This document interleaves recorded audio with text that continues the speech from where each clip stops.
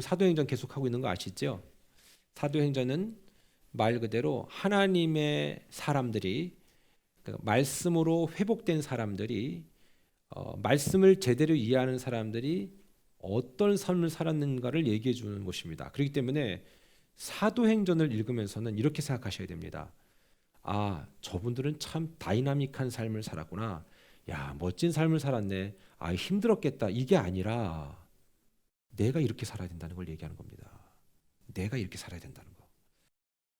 예수님이 십자가에서 죽으신 사건은요, 제자들에겐 충격 그 자체입니다. 말씀드렸듯이 자신들이 기대했던 시나리오는 아니잖아요. 여러분, 지금도 이스라엘과 팔레스타인의 전쟁이 있어서 가자 지구에 있는 많은 정말 시민들이 죽어가고 있습니다. 전쟁에는 예외가 없습니다. 뭐 부녀자, 그 다음에 아이들, 뭐 남자 할 것 없이 다 죽습니다. 자, 그들은 그들 나름대로 명분이 있습니다. 이스라엘은 이스라엘 나름대로 명분이 있습니다. 하마스라는 지도자를 통해서 가자 지구에 살고 있는 사람들은 이스라엘로부터 정말 자유를 얻고 싶었을 겁니다. 그분들의 또 입장도 우리가 이해가 되고, 또 이스라엘 입장도 또 이해가 되고, 또 자기 형제들이 그렇게 처참한 죽음을 당하면서, 아이들이 죽음 당하면서 있을 때 보복하고 싶지 않겠습니까? 다 이해가 됩니다. 근데 문제는 뭐냐? 그 당시에도 그런 상황이 있었다는 겁니다. 로마가 유대를 전체를 통치하고 정치적으로 뭐랄까요? 계속 압박감을 줄 때 그들은 정말로 우리를 구원할, 지금으로 얘기하면 하마스 지도자처럼 그런 지도자가 필요하다고 생각했을 겁니다. 그래서 생각했는데 실제로 나타난 거죠. 대단한 능력까지도 갖고 나타난 겁니다. 그분이 예수님인데 세상에 아픈 자 고치지, 귀신 들린 사람 완전 자유케 하지, 죽은 사람도 살리니 얼마나 이건 대단합니까? 눈이 헷가닥 뒤집힐 일입니다. 그러니 이젠 더 이상 우린 로마로부터, 이젠 이 속박으로부터 우린 더 이상 고통받고 살지 않아도 된다. 얘네들 세금을 좀 많이 걷냐? 막 이러면서 막 너무 막. 근데 여러분 보세요. 이 사람들이 원했던 그 예수님은, 그들이 기대했던 예수님과 예수님이 기대한 그들의 모습은 달랐다는 얘기입니다. 뭐가 달랐습니까? 그들은 자기들을 이런 상황으로부터, 이런 국가적 정세로부터 자유케 할 이 정치적인 리더십을 찾았던 겁니다. 그래서 정말로 믿고서 어땠어요? 예루살렘 성에 예수님 입성할 때 종려나무 가지를 냅다 흔들어댔잖아요. 말씀드렸듯이 예루살렘 성에 입성할 때에 종려나무 가지를 흔들었던 사건은 이때가 최초가 아닙니다. 이미 훨씬 전에 또 다른 민족의 지도자를 보면서 그들은 흔들어댔습니다. 그러니까 예수님이 들어오실 때 흔들어댄 종려나무 가지가 다른 가지가 아닙니다. 그 가지가 그 가지입니다. 그러니까 예수님을 바라보는 그 관점은 늘 똑같았던 것입니다. 하나님의 나라? 이거 잘 모릅니다. 교회 왜 다니세요? 라고 얘기하면 예, 좀 교회 다니면 좀 좋을 것 같아서요. 우리 가정도 좀 평안을 얻을 것 같고요. 좀 이렇게 하는 일도 잘 될 것 같고요. 여러분 성경에 보면요, 교회를 다닌다, 즉 믿음을 갖는다, 내가 믿음의 계보를 이어간다라는 건 어떤 걸 얘기하는 줄 아십니까? 영적인 전투를 각오해라는 겁니다. 오죽하면 예수님이 뭐라 했습니까? 시어머니가 며느리를 대적하고 부모가 자녀를 대적하는 일이 생긴 거라고 얘기합니다. 이런 것도 모르고 예수 믿는다고 하니까 어때요? 너무나도 힘든 일이 겪을 땐 어때? 다 포기하고 싶은 겁니다. 여러분 혹시 그런 일을 겪은 적 없으세요? 없었다면 다행이지만 비일비재합니다. 우리 지금 사도행전을 계속하고 있는데 그들은 근데 그렇게 생각한 게 아니었어요. 야, 내 인생의 로또를 만났다. 야, 예수님 그전에도 볼 수 없었던 능력자다. 으아, 야, 괜찮다. 여러분 우리 믿음 생활 다 그렇게 시작하지 않습니까? 나 그래도 예수님 믿고 나면 좀 그래도 나아지는 것 같아. 그리고 또 예수 믿으면 또 괜찮다는 얘기도 하네. 그러니 그런 막연한 기대감으로 우리가 신앙생활을 시작합니다. 그런데 어때요? 신앙이 깊어지고 믿음이 깊어질수록 어때요? 어이구요. 만나는 문제는 더 커질 수 있습니다. 이 사람들이 지금 그걸 만난 겁니다. 예수님이 죽었어요. 그러니까 다 포기해버리는 겁니다. 예수님이 부활하셨으니까 다행이지. 그런데 부활하시고 난 다음에도요, 감이 안 오는 거예요. 다시 살아났다는 것이 너무나도, 여러분 죽은 사람이 살면 이거 대단한 일입니다. 그런데 다시 살았는데 어떤 일이 일어납니까? 사람들은 여전히 지금 뭔가 뜬구름 잡고 있는 겁니다. 야, 이분이 살아났으니까 이 엄청난 능력으로 야, 진짜 니네 로마 정부 다 죽었으니 이렇게만 생각하는 겁니다. 여러분, 우리는 수천 년이 지난 다음에 이렇게 설교를 여러 번 들으니까 알지만 그 당시 거기에 놓여 있는 분들은 그렇게 생각 안 했어요. 그럼 우리가 지금 놓치고 있는 문제는 뭘까라는 것을 알아야 한다는 겁니다. 그들한테 하나님의 나라는 그게 아니야. 내가 온 것은 이유가 있어. 내가 부활한 이유가 있어. 이걸 설명하는데 말귀를 못 알아들으니 40일 동안 냅다 말씀하시는 거죠. 여러분, 지금 우리가 교회를 왜 다녀요? 예수님 왜 믿습니까? 예수님 믿고 교회 다니면 정말 잘 되지요. 그리고 안 될 수가 없습니다. 안 되거나 힘든 이유가 뭡니까? 마음이 다 하나가 안 될 때 힘들지요. 여러분, 그러나 마음이 하나 될 때, 마음이 하나 될 때까지의 그 기다림, 마음이 하나 될 때까지, 또는 이 내가 온전히 믿음 안에 견고히 설 때까지 그 갈등들은요, 이루 말할 수가 없습니다. 그렇기 때문에 중도에 어때 다들 탈락하거나 포기하는 사태가 벌어지게 되는 것이죠. 뭐 이런 생각들 때문에 우리도 힘들어할 수 있습니다. 예수님 믿는다는 이유가, 교회를 다닌다는 이유가 잘못된 로또 영성일 수 있다라는 얘기입니다. 내가 한 건 잡는다. 내가 하나님 믿으면, 교회 다니면 그래도 괜찮다라고 생각하기 때문에 그런 막연한 기대감으로 우리의 믿음 생활을 유지할 수 있습니다. 그러나 어때요? 그게 다가 아니라는 걸 여러분 곧 이내 이미 깨닫게 될 수 있습니다. 그런 경우에 나타나는 현상은 뭡니까? 근심의 상황이 전개하거나 혹은 하나님께서 우리 각자에게 정말로 믿음을 온전히 성장 성숙시켜 주려는 그런 현장에 우리를 딱 던져줄 때는 어때요? 견디지 못해하는 겁니다. 힘들 수 있죠. 복음이 아니면 그런 문제들이 우리의 삶에는 부딪히지 않았던 문제들 아니었습니까? 여러분이 예수님 믿지 않으면, 교회 나가지 않으면 굳이 갈등하지 않아도 되는데 우리는 그 갈등을 안고 살고 있지 않습니까? 무슨 얘기를 하고 있는지 아시겠어요? 진짜 믿음이란 이런 갈등을 겪는 시점부터 시작되는 겁니다. 이런 갈등이 없었다는 것은 뭐 둘 중에 하나입니다. 진짜 대대로 믿어가지고 그 집안에 믿음이 완전히 착상이 된 거야. 그래가지고 어때요? 진짜 뭐 말 안 하고 눈빛만 봐도 알 수 있는 그런 관계라면 그런 집안엔 그런 갈등이 없습니다. 근데 우리 집안, 우리 각각의 집안들이 그런 집안이 몇이나 됩니까? 그래서 그렇게 힘든 겁니다. 얼마 전 아이하고 식사하다가 이런 얘기를 나눴습니다. 애들이 이제 공부하기 힘들어해요. 여러분들도 힘들잖아요. 애들이 중간고사, 기말고사에 있고 다들 이제 아이들이 크니까 자기 방에 들어가 있잖아요. 제 방은 거실이에요. 쫓겨나더라고요. 자연스럽게 쫓겨나더라고요. 예, 그냥 항상 1년 365일 저는 그 거실 테이블에서 이제 뭐 작업하거나 뭐 집에 가서 뭐 할 거 있으면 하지, 다들 뭐 이렇게 들어가 있어야 되니까. 근데 공부하기도 힘들어하니까. 여러분 돌이켜 보자고요. 여러분 공부하기 쉬웠습니까? 여러분도 힘들었잖아요. 중간고사 때마다, 기말고사 때마다 말 그대로 시험 들었잖아요, 우리가. 그렇죠? 그런데 그런 과정을 겪으면서 아이들이 힘들다라는 것을 얘기해 주더라고요. 그래서 이제 또 이렇게 제가 봐도 열심히는 해요. 그런데도 힘들지요. 열심히 해도 힘들어요, 여러분. 안 해도 힘들어요. 그런 말도 있잖아요, 여러분. 그 뭐라고 얘기하더나? 백수가 과로사 한다고. 다 힘들어요. 힘든데 쪽지 시험이 많다. 중간고사가 많다. 이럴 때마다 그 이제 부모로서 여러분들 그걸 다 받아줘야 되잖아요.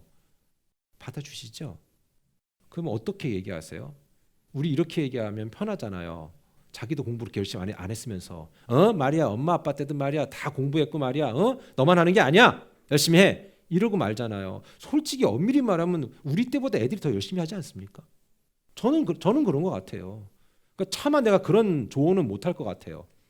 그런데 이렇게 저렇게 막 조언하다 보니까 어떤 얘기를 하게 되냐면 너무 힘들다는 거예요.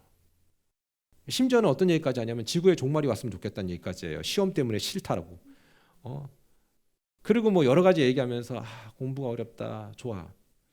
어떤 놈은 너무 힘들다고 새벽에 화장실 들어가서 찡찡 울고 있고, 어떤 놈은 또 열심히 또 막 한다고 하는데 안 되니까 또 힘들어하고. 자, 근데 그때 딱 식탁에 앉아서 얘기하는 그 아이에게 무슨 얘기를 해줄까? 이건 되게 중요한 거잖아요.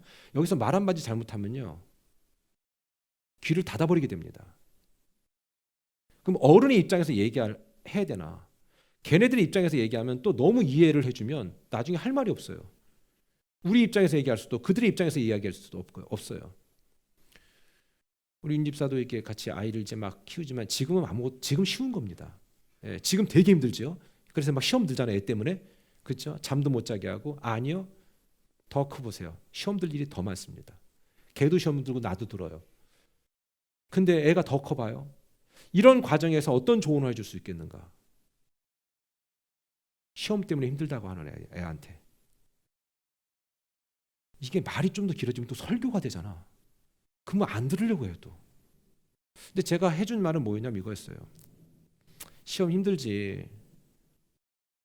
아빠도 힘들었다 야. 뭐 공부 그렇게 제대로 안 했지만 그래도 뭐 공부는 꼭 해서만 스트레스 받는 게 아니라 안 하고도 스트레스 받는 게 공부거든.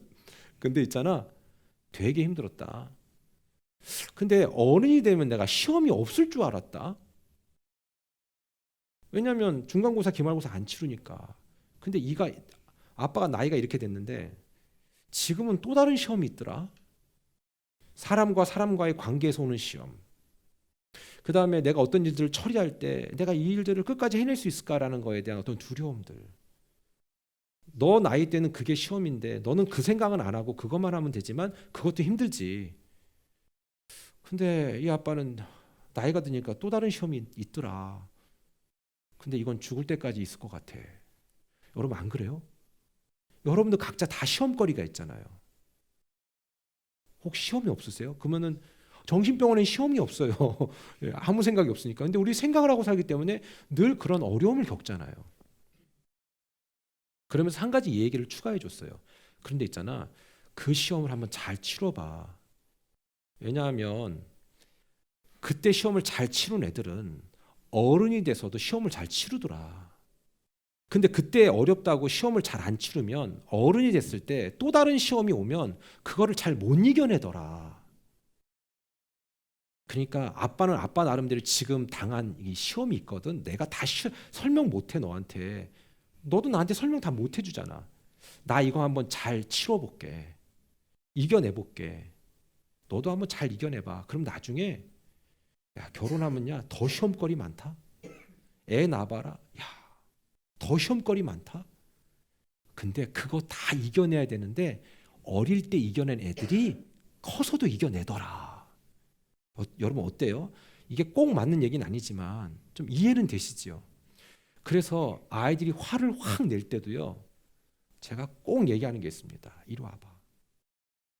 너가 이렇게 계속 화를 내면 이 화를 표현하는 이 표현들이 너 어릴 때 이게 그냥 누구든 두잖아. 너가 컸을 때 어른이 되잖아. 그럼 너의 화내는 것을 누구도 컨트롤하지 않을 거야. 그런데 있잖아. 이 화를 내는 그 순간에 너도 죽고 화를 내는 그 사람도 죽는다. 그래서 아빠는 지금 네가 화내는 게 되게 싫어. 맞을래? 화 안 낼래? 여러분 뭐가 설교라고 생각하세요? 우리 설교학 교수님이 그런 얘기를 하셨어요. 옛날에 본문이 설교하는 게 아니라 너의 삶이 설교하게 된다. 전 그 말이 맞는 것 같아. 설교를 하고 난 다음에 그 현장에 제일 먼저 노출되는 사람이 저더라고요. 이렇게 부족한 내가 하나님의 나라를 어떻게 이해하고 있는가? 나는 혹시 영적인 한탕주의로 목사가 된 건가? 난 지금 믿음 생활을 어떤 마음으로 하고 있는가? 이런 고민을 늘 하고 있습니다. 예수님의 요약은 뭐냐면 그 사람들한테 뭐라고 얘기하냐면 너희들 정말 헛다리 짚은 거야. 이 얘기를 얘기하신 거예요. 너희들 뭔가 지금 대단히 착각하고 있어. 이 얘기를 하신 거예요. 물론 하나님은 지금 우리가 살아가는 문제 아주 매우 소상한 문제까지 다 관여하시고 관심 있으십니다. 여러분이 누구를 만나고 어떤 직업을 선택하고 자녀들을 기를 때에 어떻게 길러가는지 그 다음에 여러분 직장생활, 사회생활 어떻게 하는지에 대한 전반적인 관심을 갖고 계십니다. 그러한 문제에 하나님은 관여하시고 그 문제 앞에 우리를 도와주시는 분이 그분이신 것을 저는 믿습니다. 하지만 하나님은 결코 우리가 부리는 심부름센터 직원은 아닙니다. 내 인생의 해결사도 아닙니다. 그런데 심지어 어떤 분들은 본인이 기도하면 다 된다는 얘기입니다. 그게 뭐예요? 아니에요. 우리 하나님은 우리가 기도할 때 다 되는 게 아니라 우리가 기도할 때 하나님에 맞는 사람을 우리를 맞춰가는 겁니다. 하나님은 우리에게 맞춰주지 않습니다. 우리가 하나님께 맞춰가는 거죠. 기도한다는 사람들 중에 헛소리하는 사람들이 많습니다. 기도하면 다 이루어주신다. 아니요. 하나님 바보 아닙니다. 어쩔 때는 우리 하나님은 우리의 기도를 응답하시면 안 되는 것들이 내가 하는 기도 10가지 중에 9가지 그런 것들이라는 생각을 할 때가 많습니다. 그런데 어때요? 우리는 나를 위해서 하나님을 부릴 때가 얼마나 많습니까? 예수님이 부활하시고 난 다음에도 여전히 사람들은 이해를 못했습니다. 우리를 이런 모든 정치적인 상황으로부터 자유케 하실 분이 진짜 이젠 부활까지 하셨구나, 이젠 됐다라고 생각했던 거죠. 그러나 예수님은 그게 아닙니다. 나는 그게 아니야, 하나님의 나라야 라고 얘기한 겁니다. 우리가 그 하나님의 목적을 위해서 매일매일 살아가도록 도우시는 분이라는 거죠. 이 목적 앞에 우리가 뜻을 함께 할 때 하나님은 상상할 수 없는 좋은 것들 우리에게 예비하시고 준비하시고 밀어주시는 거예요. 나의 뜻과 의지를 관철시키는 것이 아니라 하나님의 나라라는 겁니다. 저는 이 설교를 준비하면서도 그런 마음이 있습니다. 하나님의 나라, 하나님의 나라. 과연 우리 성도님들이 몇 분이나 이 하나님의 나라에 대한 관심이 있을까? 그 다음에 이 이해도가 얼마나 높을까? 하나님은 오늘 우리가, 그리고 그때 그 제자들이 그 사실을 알기 원한다는 겁니다. 지금은 제가 2주 전에도 말씀드렸지만 신학교 경쟁률이 현저히 떨어졌습니다. 심지어 미달도 됩니다. 제가 신학교를 지원할 때만 해도 그러진 않았습니다. 수십 년 전이니까 그랬죠. 너도 나도 인생 전체를 주를 위해서 내가 바치겠다고, 일명 헌신하겠다고, 정말 부름받아 나선 이 몸 골라가지 않고 어디든 가겠다고 마음에 작정을 하고 그 신학교의 문턱을 넘어섰습니다. 학교 수업하기 전에 지하에서 다들 막 열심히 기도하고 끝나고 또 기도하고 막 열정적으로 했습니다. 지금 그렇게 안 합니다. 물론 그렇게 하는 신학교들도 많이 있습니다만 그만한 가치를 지금 찾기 힘든 시대라는 부분도 있습니다. 목회자도 성도도 희생 안 하려고 합니다. 여러분, 이 말씀을 뭐 많이들 듣지도 않지만 이 말씀을 듣고 계신 분들이 계시다면 사람들이 하다 안 되면 신학교 가는 게 아닙니다. 이것도 해보고 저것도 해보고 다 하다 안 되니까 간다? 망가지니까 간다? 그래서 가는 곳은 아닙니다. 물론 그렇게 간다고 해서 나쁜 건 아니지만 여러분, 하나님은 우리에게 뭘 기대하실까요? 여러분 한 분 한 분이 하나님의 뜻과 하나님의 계획과 하나님의 목적에 의해서 쓰임받기를 원하는데 우리는 여러 가지 선택이 기로해서 모든 선택을 하나님께 맡겨버리고 피하려고 합니다. 아까 말씀드렸지요. 아이 때에 늘 피했던 사람들은 어린 데서도 문제를 맞닥뜨릴 때 피하려고만 합니다. 여러분 혹시 우리 안에 그런 기질이 있다면 이걸 믿음으로 넘어설 수 있게 되기를 축원합니다. 그런 분들은 부부들이 대화도 잘 안 됩니다. 여러분 한번 어릴 때를 한번 기억해 보자고요.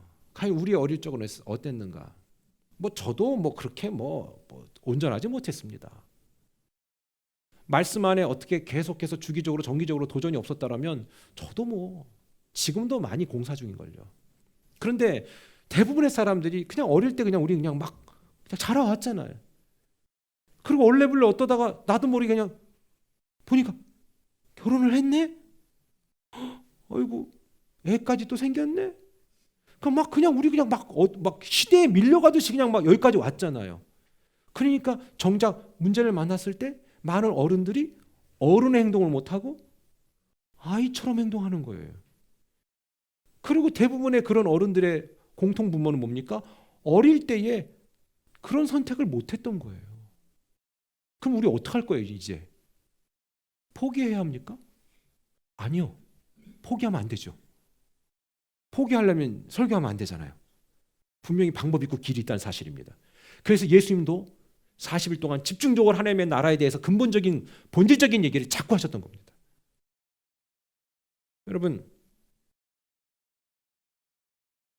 저는 우리의 삶에 행복한 일이 있을 때도 하나님을 찾는 믿음이 되기를 축원합니다. 어렵고 힘들 때 우리가 믿음 아니면은 믿음으로 우리의 마음 붙들지 않으면 그냥 녹아내리고 무너질 일들이 얼마나 많았습니까? 망가지고 잃고 거반 초죽음 될 때까지 가서 우리가 하나님을 붙들 때가 많잖아요.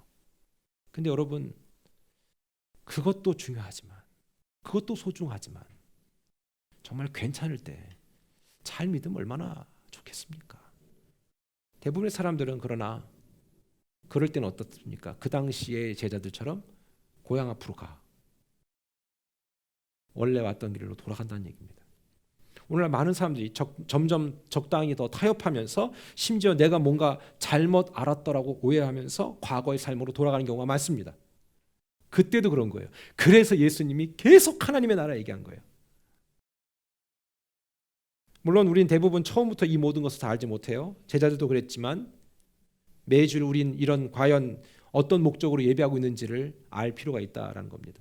여러분 주일날 이렇게 교회라는 곳에 나와서 그냥 좋은 말씀 듣고 가는 게 아니라 교회라는 곳에 오셔서 하나님의 자녀로서 그 목적을 다시 한번 상기시키는 거예요.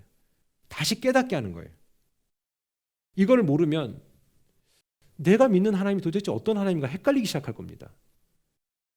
그리고 대부분의 부모님들이 그걸 제대로 가르쳐주지 못하고 본인만 전전긍긍하면서 신앙생활하기 바쁩니다. 저는 옛날 오래전에 어떤 일이 있었냐면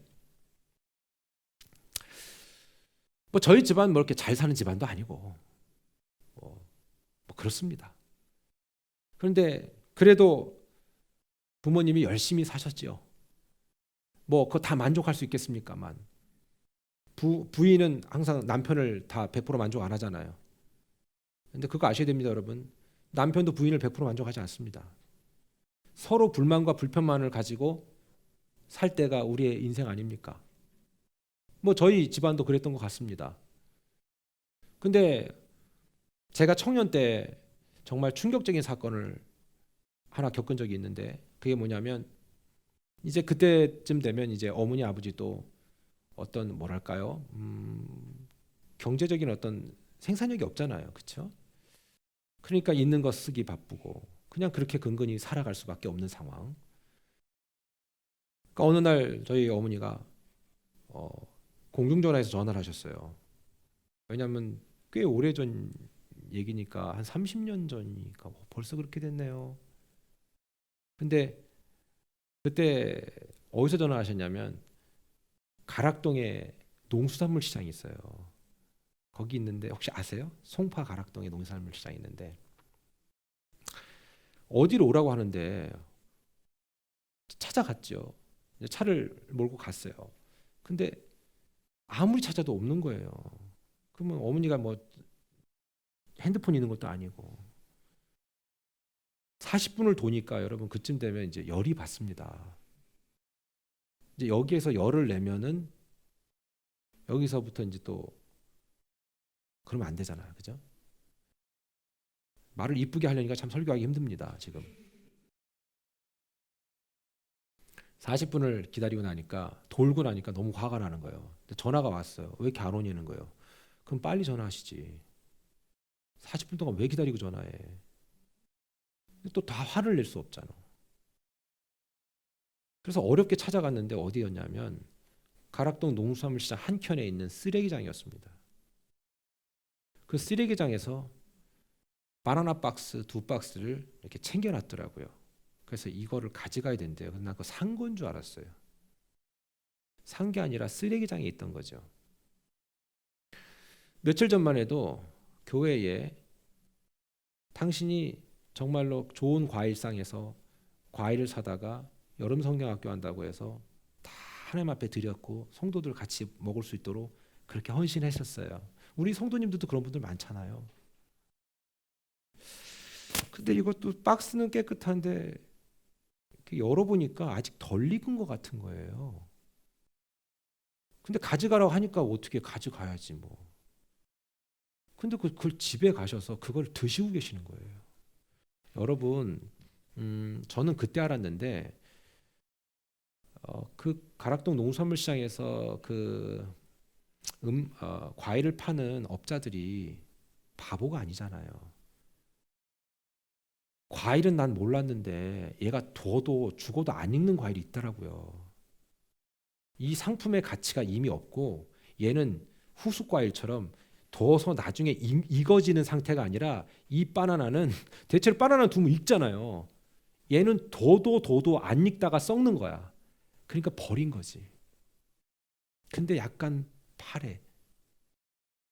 근데 그거를 쉬러 가라고 얘기하고 집에서 드시더라고.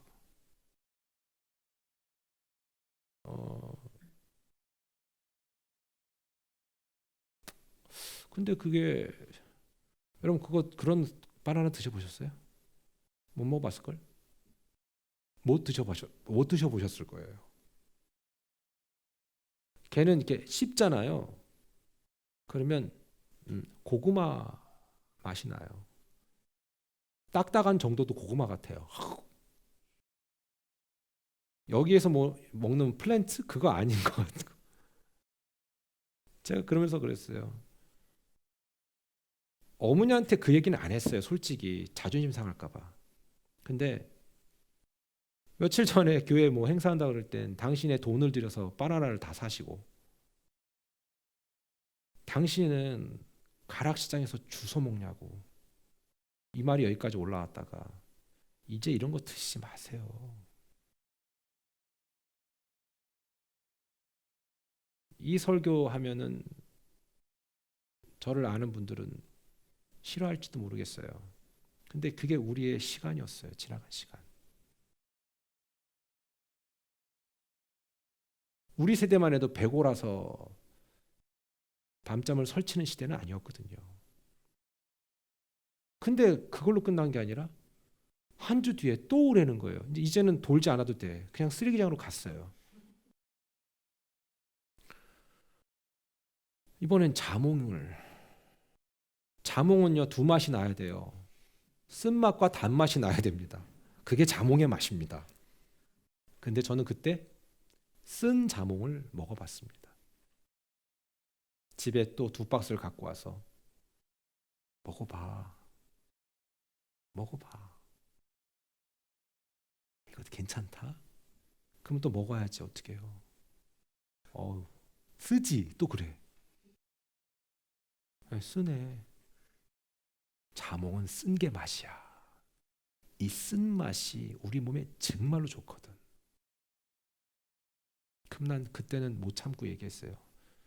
엄마 이러지 마. 이러지 마. 뭐랄까요? 지금은 배고픈 시대 아니죠. 그때도 배고픈 시대 아닙니다. 어머니 아버지가 어릴 때에 어렵고 힘겹게 사는 거는 제가 이해합니다. 그러나 우리 시대는 그런 시대가 아니었습니다. 그렇게 못 먹을 정도로 찢어지게 가난하지는 않았습니다. 그전엔 내가 어떻게 사는지 모릅니다만. 하나님의 나라에 대한 이해가 그때의 어머니의 이해와 나의 이해는 다른 거예요. 아예. 하나님의 나라를 꿈꾸며 그거를 내 인생의 최고의 가치로 여겨서 당신의 시간을 들이고 열정을 들이고 물질을 들이고 당신은 쓰레기장에서 주워 먹고 이 설교 나가도 괜찮아요. 저를 아는 사람은 싫어할 거예요. 창피하겠지. 복음 앞에 뭐가 창피해 우리가. 우리 과거에 얼마나 잘 살았다고 우리가. 근데 화딱지가 나는 거예요. 저로서는. 이런 거 먹지 마.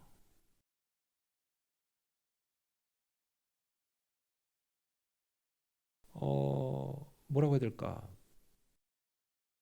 여러분 같으면 어떤 얘기 했을 것 같아요, 부모님한테? 그때 얘기한 게 난 있거든요. 어머니가 이 자몽이 암에 좋대. 우리 어머니 암으로 돌아가셨어요. 예. 그러면 저로서는 시험 들어야 되지 않겠습니까? 내가 내가 이러려고 예수 믿어? 내가 이러려고 교회가? 그렇죠. 그러면 내가 하나님의 나라를 똑바로 이해 못한 거죠. 저는 그때에 있었던 우리 어머니의 헌신과 희생이 나라는 존재가 살아가는 힘의 원동력이 된다고 저는 믿고요.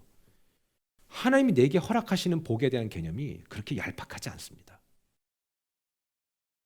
믿음이란, 신앙이란 하나님이 우리를 위로주고 행복하게 해서 얼러가는 게 아니더라고요. 진짜 사랑할 땐 그거 극복해봐, 그거 이겨내봐 라고 얘기하는 사람들이 부모 아닐까요? 우리 너무 자식한테 맞춰 살지 않습니까? 만약에 제가 공부하기 싫어하는 그 아이들한테 야야야 공부해 뭐하냐 괜찮아 그냥 네 원하는 대로 해 이랬으면요 모르겠습니다. 우리 그렇게 조언 안 할 거 아니에요? 여러분 그러니까 막 자식들 위해서 막 뭐하고 막 돈 쓰고 막 난리 나는 거 아니겠습니까? 막 과외 붙이고 난리 나는 거 아니겠습니까? 여러분 그러나 제발 나는 왜 성경 과외는 안 하는지 모르겠어. 비싸 돈 할 사람이 없나? 원하면 얼마든지 해드릴게 돈 받고. 성경 과외 그런 거엔 돈 안 쓰잖아. 왜? 아깝지.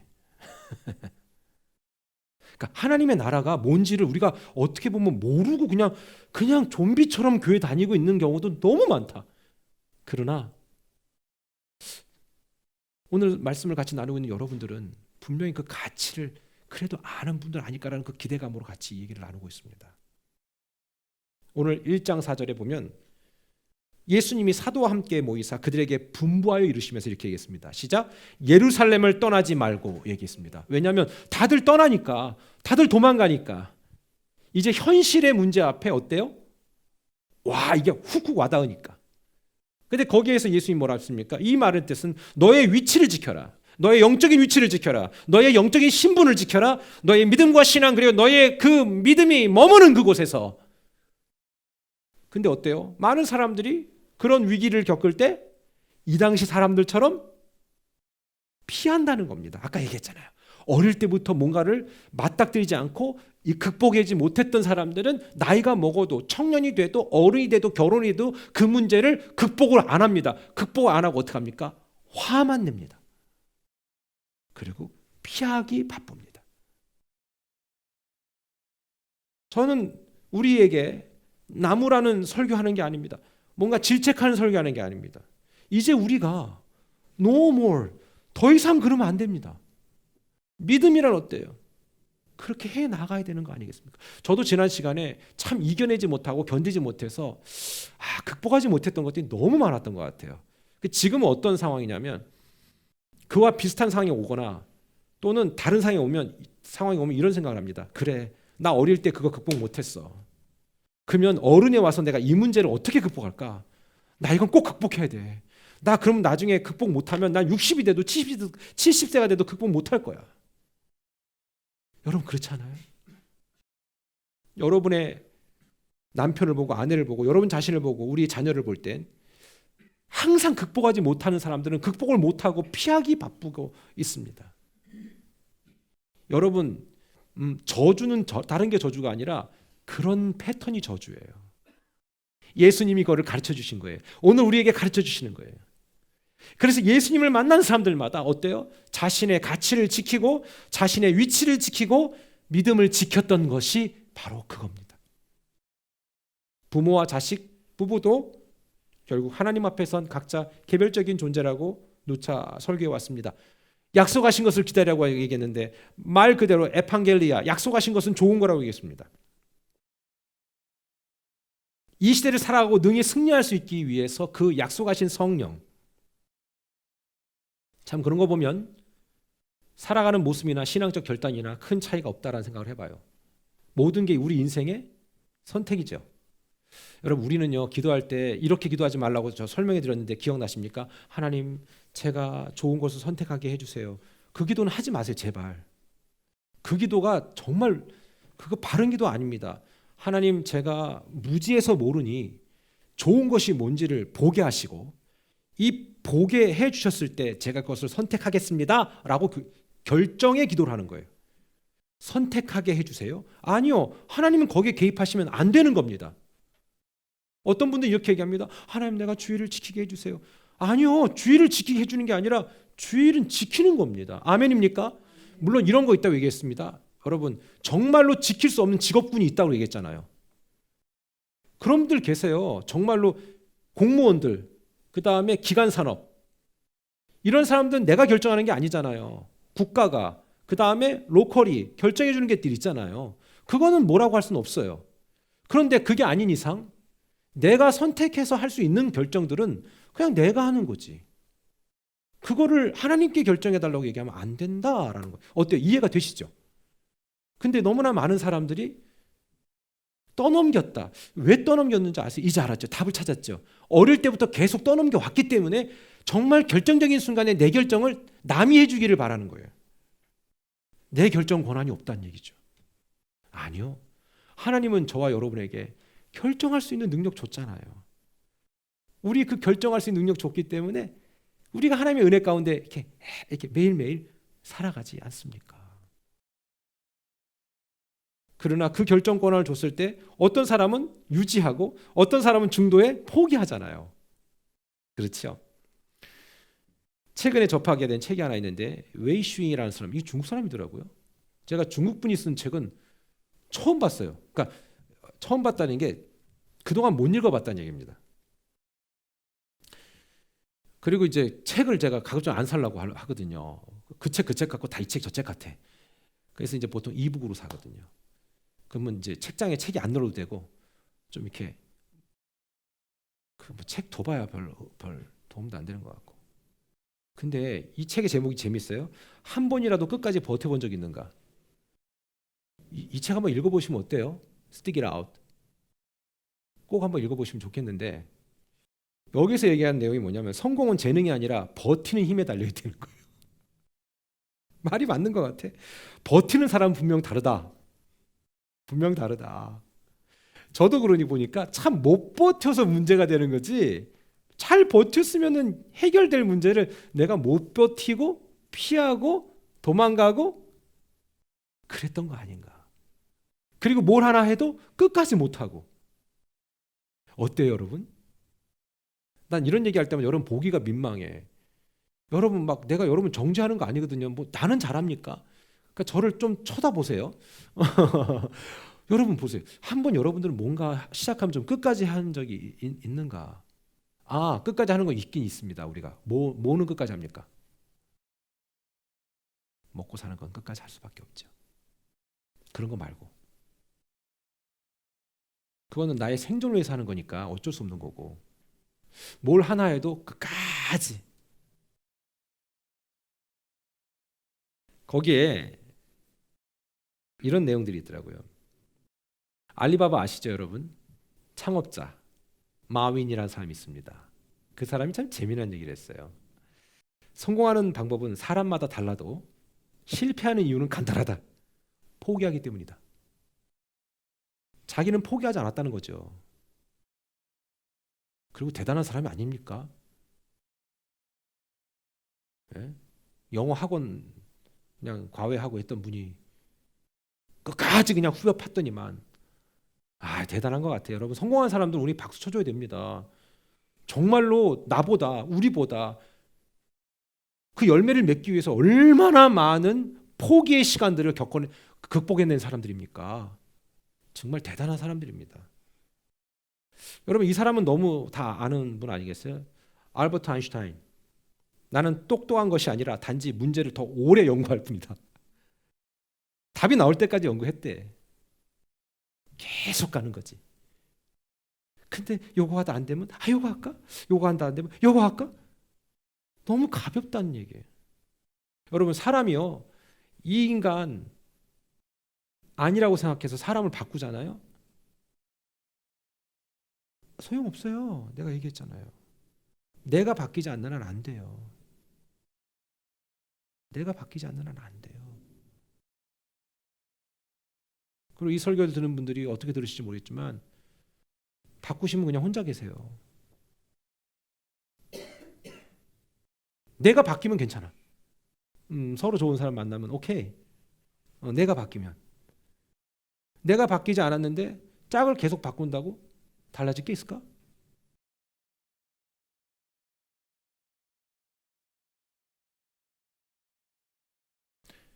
영화 배우의 꿈을 갖고 있었는데 오디션을 봐도 잘 안 되고 그래서 자기가 직접 시나리오를 썼어요. 그런데 갖고 가는 곳마다 1,500번의 퇴짜를 맞았네. 근데 아주 우연하게 마지막에 영화사 하나를 딱 잡았어. 그 영화사가 이 대본을 보고 그래 한번 해봐라. 그런데 조건이 있다. 100만 불 이상 지급할 수 없다. 여러분 영화를 만드는데 100만 불이면 10억 정도 되잖아요. 적은 돈이잖아요. 물론 그때가 1976년도이기 때문에 그때도 적은 돈은 아니지만 그래도 그 영화 자체가 그 CG를 쓸 수 없는 상황이기 때문에 다들 그 뭐랄까 그 엑스트라를 써야 되는데 돈이 엄청 들어가는 거예요. 나중에 무슨 영화라는지 얘기하시면 알게 되겠지만 그래갖고 어떻게 했냐면 자기 맞추겠다고, 걱정하지 말라고, 나 최선을 다해 보겠다고 100만 불의 지원금을 받고 작품을 만들어야 되니까 자기가 주인공을 하고 그 다음에 사돈 팔촌 다 갖다 그냥 끌어다 쓰고 배우로, 액터로, 그 다음에 동네 아저씨들 다 갖다 쓰고 그리고 촬영하는 시간에 어디 뭐 이렇게 허락받고 하는 게 아니라 그냥 막 그냥 게릴라 마냥 그냥 찍고 도망가고 이런 식으로 찍고, 심지어는 자기가 기르던 개가 한 마리가 있었는데 너무나도 사랑스러운 개인데 돈이 없어갖고 그 개를 팔은 거예요. 팔았는데 그 개를 다시 찾아오고 싶은데 찾아오려고 했더니만 그 개를 가져간 사람이 몇만 불을 달라고 하는 거예요. 그 당시 76년도에. 오 마이 갓. 어떻게 그 돈을 줘요? 여러분 지금 76년도에 여기에 뉴욕에 여기 동네 집값이 얼마나 됐을까? 3만 불이나 됐을까? 난 그럴 것 같은데, 나 잘 모르겠지만 그렇지 않아요? 그런데 보세요. 그 개를 너무 갖고 싶어서 다시 데려오고 싶어서 그 주인한테 뭐라 했냐면, 그러면 당신 이 영화에 출연시켜 줄 테니까 이 영화에 출연해. 그 대신 조건으로 내 개 데려올 수 있어. 나중에 형편이 나아지면 갚을게. 그래서 그 영화에는 실제로 그 개 주인까지 참여했어요. 키가 작은 그 주인인데 그거 다 보여주더라고. 그 영화가 뭐냐면 실버스타 슬론이 주연한 로키라는 영화예요. 이 영화가 100만 불을 투입해왔고요. 얼마를 벌었냐면 2억 2,500만 달러를 벌었어요. 200배 이상의 수익을 얻어냈죠. 그러니까 난 저 사람도 난 대단한 사람 같아요. 난 저 사람도 대단한 사람 같아요. 뭐 어떤 삶을 살았고 뭐 갖고 우리가 이렇게 손가락질 할 수가 없어. 예? 며칠 전에 여러분들 보세요. 그 타임스퀘어에서 정국이 공연을 또 멋있잖아요. 그가 그렇게 될 수 있었던 건 피나는 노력이 있었을 거예요. 우린 설명할 수 없는 노력. 우린 이해할 수 없는 노력. 세상 사람들도 버틴 사람은 승리한다고 하더라고요. 이는 모든 원리와 이치가 결국 맞아떨어지는 통전적인 원리다라고 얘기하는 겁니다. 매일매일 우리들의 각오와 다짐 그리고 믿음의 결단을 공격하고 방해하는 그런 마음과 환경들, 그런 사람들을 만나야 합니다. 만날 때 이렇게 생각하세요. 올 게 왔구나. 옆 사람한테 얘기하세요. 올 게 왔구나. 시작. 올 게 왔구나. 그럼 그런 게 왔을 때 올 게 왔구나라고 생각해야 되지, 왜 하필 나한테 왔어 이러면 또 피해야 돼. 그러면 또 오면 또 어때요? 왜 나한테 왔어? 또 피해야 돼. 평생 피해만 다닌 인생들은 어떠냐면 나이가 먹어도 피해야 돼. 제가 보니까 저도 이제 이민자입니다.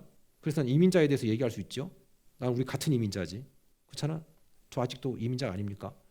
네, 이민자예요 저. 근데 있잖아요. 이민자들의 패턴이 그런 패턴이 있습니다. 일부는 피합니다. 도망합니다. 문제를 해결하지 않습니다. 맞짱 뜨십시오. 문제를 만나면 맞짱을 뜨십시오. 믿음으로 승부를 거십시오. 저와 여러분은 하나님의 자녀들입니다. 무엇이 두렵겠습니까? 매일매일 하는 각오와 다짐 가운데 하나님의 은혜가 있습니다. 더 이상 도망가지 마십시오. 더 이상 외면하지 마십시오. 믿음으로 대하십시오. 내가 이겨내면, 내가 극복하기만 하면 정말 지금과는 상상할 수 없는 놀라운 은혜가 주어지고, 어떤 결과가 나올지 모르지만 내가 극복하고 내가 믿음으로 맞닥뜨리고 믿음으로 승부를 걸고 대면하면 하나님이 하실 건데 너무 두려워하지 마십시오. 예수님께서 부활하시고 제자들과 함께한 모든 일들에게 간곡히 요청한 것이 있습니다. 그게 뭡니까? 기다려라는 겁니다. 기다려라. 약속하신 그 성령을 기다려라. 하나님이 여러분 각자에게 기다림의 미학을 주시는데 그 과정 속엔 우린 충분히 힘들 수 있습니다. 물론 그런 기다림의 상황들이 어떤 사람들은 없이 지나갈 수도 있습니다. 근데 여러분 그거 아십니까? 여러분이 힘들어하는 그 기다림의 그 시간들을 없는 사람들은요, 이미 예전 세대에 그걸 겪고 간 거예요. 이기고 갔기 때문에 그게 없는 거예요. 부모가 겪었든지 아니면 자기가 겪었든지. 근데 그런 사람들은 또 아무런 어려움이 없느냐? 아니요. 또 다른 어려움이 있어요. 그럼 어떻게 할 거냐? 받아들여야지. 피하지 말아야지. 그리고 기다리고 결국 그 믿음으로 승리해야지. 저는 우리와 우리 모든 자녀들이 그걸 좀 배우면 좋겠다라는 생각을 해봅니다. 문제를 만났을 때에 이젠 그만 피해라. 이제는 그만 도망가라. 하나님이 너에게 그 과정에 필요한 것들을 겪을 수 있고 이겨낼 수 있도록 하나님이 너에게 지금 임상의 시간을 주고 계시는 것이다. 말씀을 정리하겠습니다. 여러분 올 한 해가 아직 지나지 않았지만 여러분들 어때요? 진짜 수고 많으셨어요. 그리고 잘 견디셨어요. 근데 이 견딤이 끝나면 또 다른 게 온다? 어때요? 여러분 그때는 죽을 것 같았는데 극복한 거 있죠? 근데 어때요? 아 이젠 조용하구나 싶으면 또 오지요? 아유, 죄송한 얘기지만 저도 그렇고 여러분도 그렇고 주님이 부르시는 그날까지 올 거예요. 그런데 우리의 강점은 온 그것을 피하지 않고 도망하지 않고 용기 있게 대면하고 이겨내기를 하나님이 원하는 겁니다. 그때에 그것은 하나님이 도와주실 겁니다. 여러분의 선택은 도와주지 않습니다.